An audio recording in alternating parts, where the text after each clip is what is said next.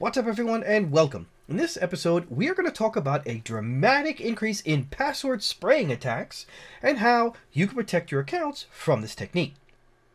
Oh, drat these computers. They're so naughty and so complex. I could pinch them. The Microsoft Detection and Response Team, known as DART, observed a worrisome rise in password spray attacks targeting privileged cloud accounts. Password spraying, in case you don't know, is a type of brute force attack where the attackers carry out brute force logins based on a list of usernames with default passwords on the application.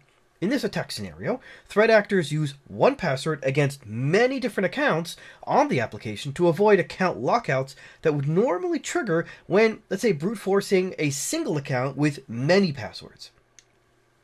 Password spray methods ordinarily used by attackers could be low and slow. Attackers employ a large number of individual IP addresses to attack multiple accounts at the same time with a limited number of curated password guesses. Or availability and reuse attacks. Here, attackers can use data from past data breaches to carry out credential stuffing attacks, relying on the bad habit of people reusing passwords and usernames across multiple sites. Microsoft DART researchers warn of attacks against specific cloud administrator accounts. For this reason, they highlight the importance of assessing and protecting the users with the below permissions: Security Administrator, Exchange Service Administrator, Global Administrator, Conditional Access Administrator, SharePoint Administrator, Help Desk Administrator, Billing Administrator, User Administrator, Authentication Administrator, and Company Administrator. It's important to understand the targets of the password spray to correctly determine the scope of the potential compromise. Recently, DART has seen an uptick in cloud administrator accounts being targeted in password spray attacks, so understanding the targets is a good place to start, states the Microsoft report from the DART team. Tools like the Microsoft Cloud App Security Portal are useful or can be useful to check for suspicious activity, and some specific alerts can allow detecting password spray attacks. Below is a list of alerts to check, which is recommended by Microsoft. Activity from anonymous IP addresses, activity from infrequent countries, activity from suspicious IP addresses, or impossible travel activity. In addition to privileged accounts such as these, identities with a high profile such as C-level executives or identities with access to sensitive data are also popular targets. It is easy to make exceptions to policy for staff who are in an executive position, but in reality, these are the most targeted accounts. Be sure to apply protection in a democratic way to avoid creating weak spots in configuration, continued Microsoft.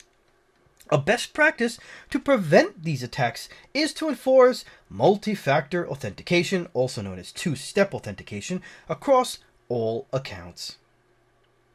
In January, the Cybersecurity and Infrastructure Security Agency revealed that threat actors behind the SolarWinds supply chain attack also employed common hacker techniques to compromise the networks of the targeted organizations, including password guessing and password spraying.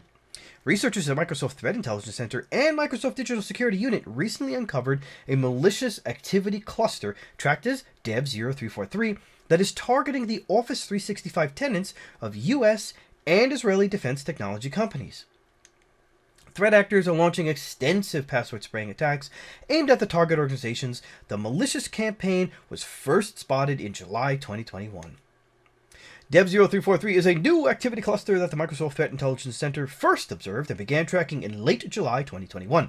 MSTIC has observed Dev0343 conducting extensive password spraying against more than 250 Office 365 tenants, with a focus on U.S. and Israeli defense technology companies, Persian Gulf ports of entry, or global maritime transportation companies with business presence in the Middle East, reads the post published by Microsoft. Less than 20 of the targeted tenants here were successfully compromised, that's roughly 5%, but Dev0343 continues to evolve their techniques to refine its attacks. Microsoft provides the following mitigations to prevent password spray attacks. Brute force prevention should be on both fields, i.e. the username and password. Set account lockout policies after a certain number of failed login attempts to prevent credentials from being guessed. Implement CAPTCHA if lockout is not a viable option. The admin managed application should force users to change their password on first login with default password.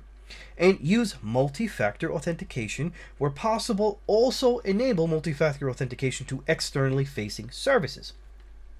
So the fact that many logins are Internet facing means that this attack technique it's not going away. Criminals will find new ways to get around account lockouts or IP banning, and they'll continue to brute force these web-facing login pages to try and gain access. Now, it's up to us to implement features like two-form factor authentication, as well as other solutions, including checking where the request is coming from in the event that it is unrecognized location. Say the CEO always logs in from Munich, Germany, but all of a sudden he's trying to log in from Uzbekistan.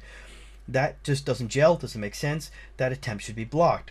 So we should also think about how we can implement a mostly off security principle in as many of these web-facing login interfaces as possible. Now, of course, it's not going to be able to be used everywhere like a standard website where customers have login and they can check their accounts or whatever. There is probably not going to be possible, but there are plenty of services where they're just sitting there with a web-facing interface and they're only used a couple of minutes a day. There we need to see how we can implement a mostly off principle or mostly off process that it gets triggered to turn the service on or make it available to the internet only when it is needed. So with that, I say thanks for watching. Don't forget to share and subscribe if you haven't already, and smash the bell if you haven't already, and I'll see you on the next episode. Take care. Don't forget to ride!